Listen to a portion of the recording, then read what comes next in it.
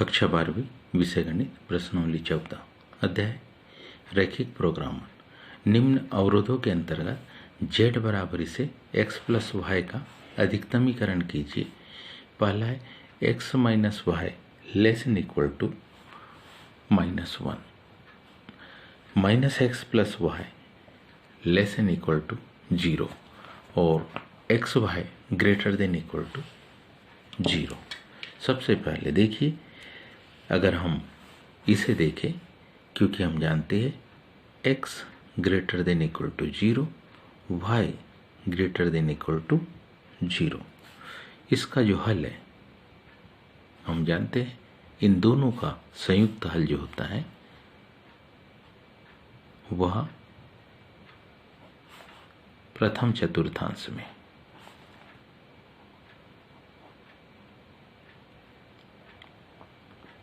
इसका हल पहले चतुर्थांश में है।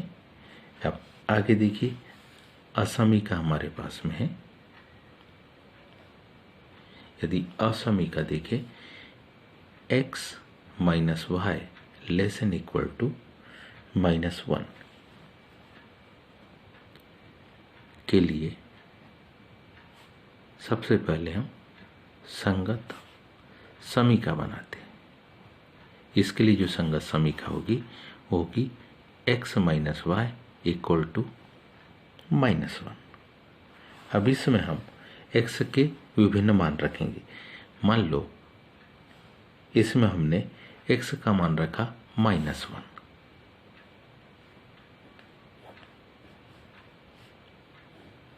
ध्यान से देखिए, यदि हमने x का मान -1 रखा तो -1 इधर जाके +1, तो -1 + 1 0, तो -1 रखेंगे तो y हमको मिलेगा कितना, 0। पुनः ध्यान से देखिए, यदि अपन ने x की वैल्यू 0 रख दी तो -y equal to -1 means y equal to 1। अब हम इसमें x minus Y less than equal to -1 में मूल बिंदु के मान रखते में x बराबरी से 0 व y बराबरी से 0 रखने पर इस वैल्यू को जैसे ही हम रखते तो मान देखिए, मान हमको मिलेगा 0 minus 0 0 less than equal to -1।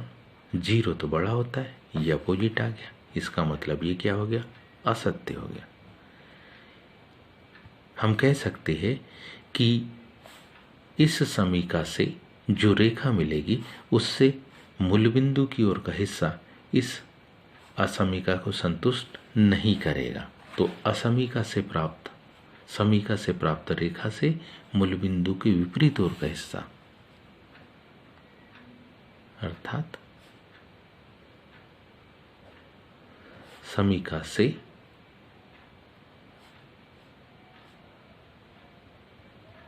जो प्राप्त रेखा होगी से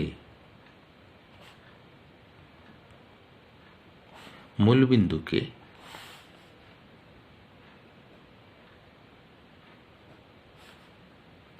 विपरीत ओर का हिस्सा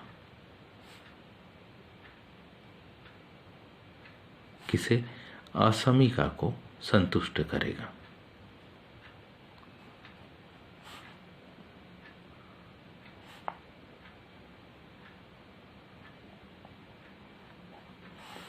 असमीका को संतुष्ट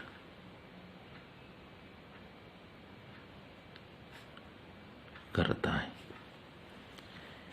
आगे देखिए, अगली असमीका हमारे पास में है असमीका -x plus Y less than equal to 0। इसके लिए हम संगत समीका बनाते हैं। इसके लिए जो संगत समीका होगी कौन सी, -x plus Y equal to 0। अब इसमें अगर x की वैल्यू 0 रखे तो y की वैल्यू 0, x की वैल्यू 1 रखे तो y की वैल्यू भी 1 आएगी। x इसके सापेक्ष y मिलेगा। जब x को 0 रखेंगे तो y भी 0 मिलता है। जब यहाँ 1 रखेंगे तो ये 1 -1 होकर दाहिनी तरफ जाके +1 में कन्वर्ट हो जाता।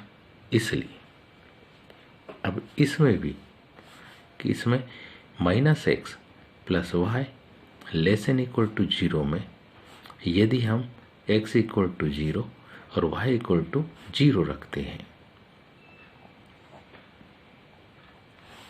जब हम इन वैल्यू को रखते तो बड़ी आसानी से हम कह सकते कि ये 0 0 रखने पर 0 + 0 0 < 0 ये कैसा है, ये हमारे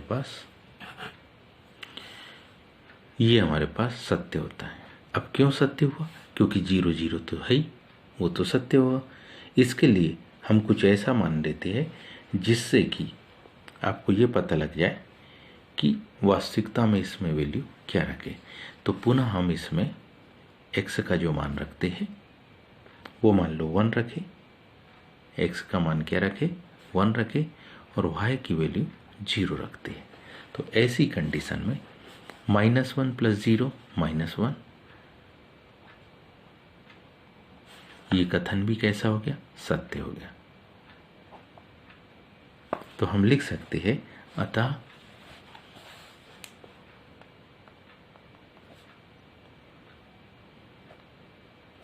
समीका से प्राप्त रेखा से कौन सा 1 0 की ओर का हिस्सा,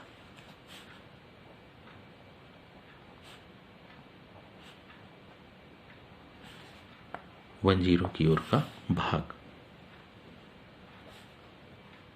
असमीका को संतुष्ट करती है।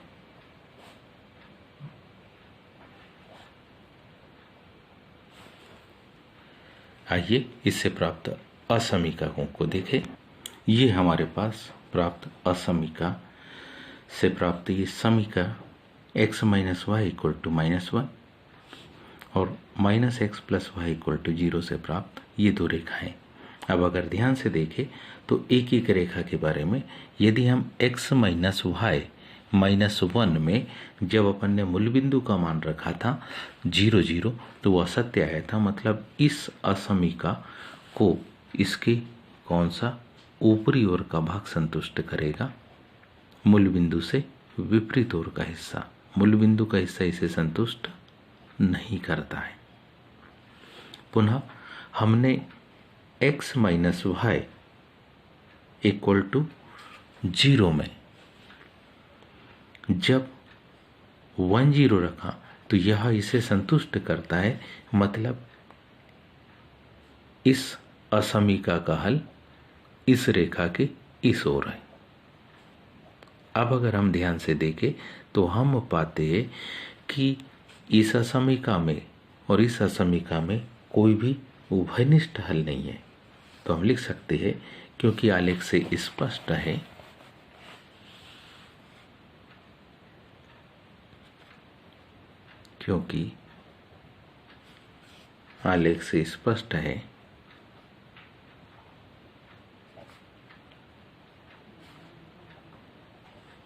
कि इनका कोई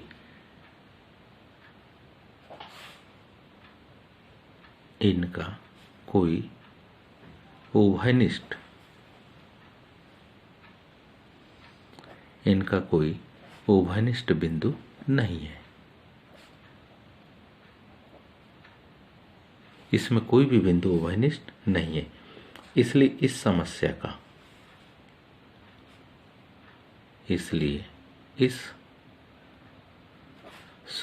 का कोई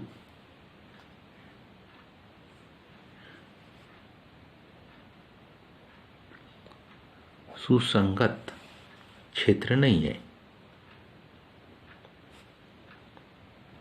इस समस्या का कोई सुसंगत क्षेत्र नहीं है। अर्थात जेड का कोई, अर्थात जेड का कोई अधिकतम मान नहीं है, इसलिए जेड का कोई अधिकतम मान नहीं है।